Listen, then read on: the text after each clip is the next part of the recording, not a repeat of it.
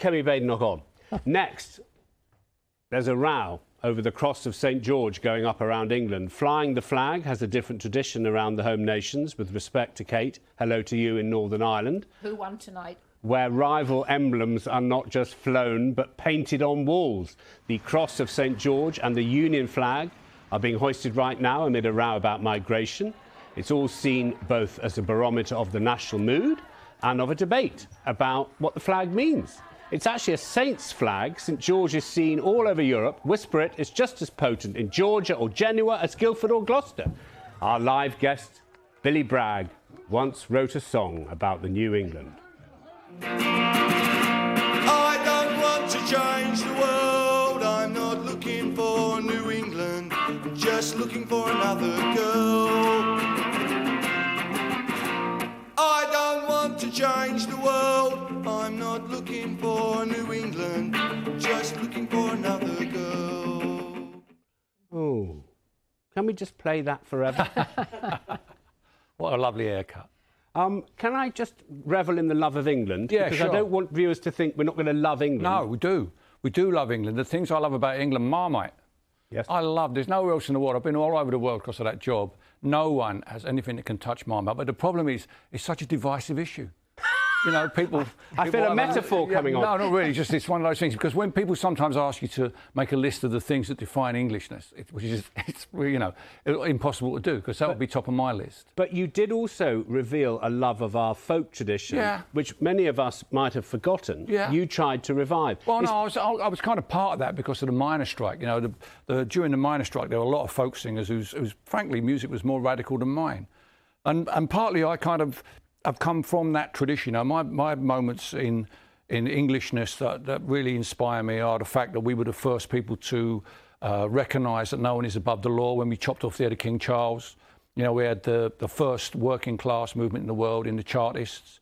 I revel in the things that we achieved with our neighbours in Scotland, Northern Ireland and Wales, the Battle of Britain, the founding of the welfare state, and of course 1966. That's always got to be in there. Yes, that was a football match. It was indeed. And are you telling me that I can be of the left and wave my flag as proudly as from the right? I do, because I think you know, my fellow travellers on the left will recognise there are many types of socialism. There are many types of patriotism. There's a traditional patriot who believes in things that are immutable, that never change. So the flag would be one of those things, the monarchy, the army perhaps. Whereas my patriotism is based in values, the values that we as a society try to uphold: compassion, tolerance, respect for the views of others, and the people of the country. They're, you know, I find in them and in their diversity something that I'm very proud of.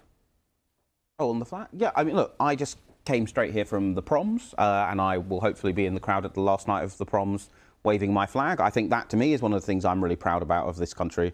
I think the fact that we do every year 90 classical concerts, which are broadcast all over the air for free. You know, our various values. I waved it, of course, when the women won the Euros. Which flag did you wave? Obviously, for the Euros, you wave the England flag. For the last night of the proms, you wave the Union flag. Yeah. I mean, that's a great thing. It's all about context. Yeah. You know, the people who've been putting these flags up, we haven't really heard from them. They haven't said what their motivations are. When you hear them say anything, they're always saying, "Oh, I'm not racist, mate."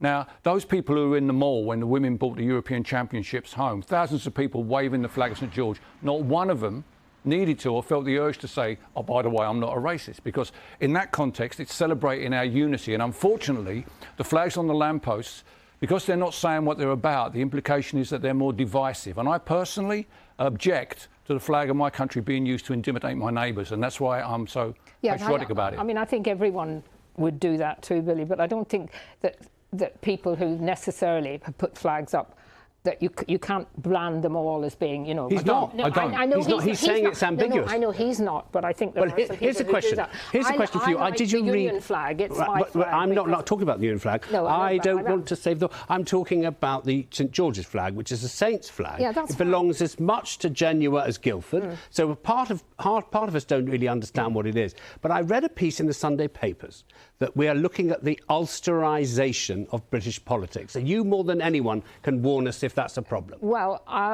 if I was to drive around Northern Ireland at the moment, I would, in some parts of Northern Ireland, be absolutely covered in either the Northern Ireland Ulster flag or the Union Jack.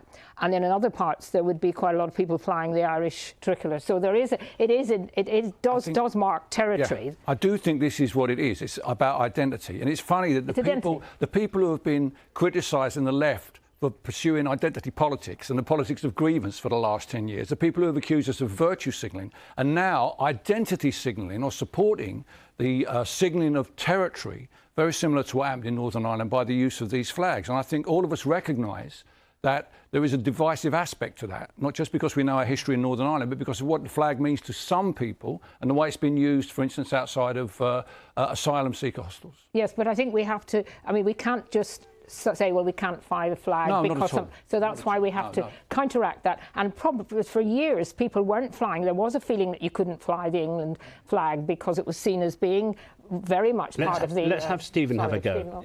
I think look, so we need to be clear and we shouldn't button up on the back on this. Some of the people who are putting up the flag at the moment are deliberately doing it because they want to unpick actually all of the work people like Billy did to reclaim the flag and make it a symbol for everyone, right?